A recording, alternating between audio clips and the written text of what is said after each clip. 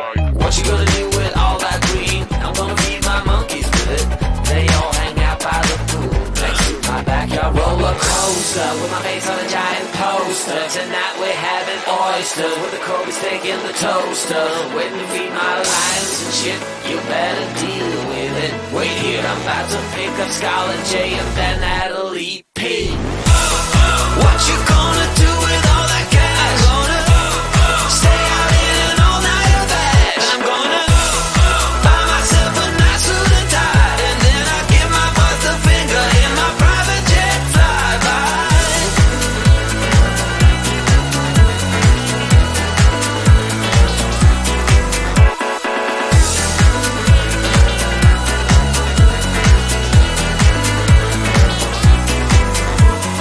What you gonna do with all that green? I'm gonna feed my monkeys with it.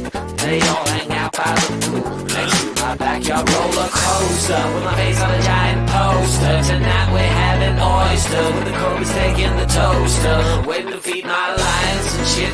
You better deal with it. Wait here, I'm about to pick up Scarlet J and then Natalie P. What you gonna do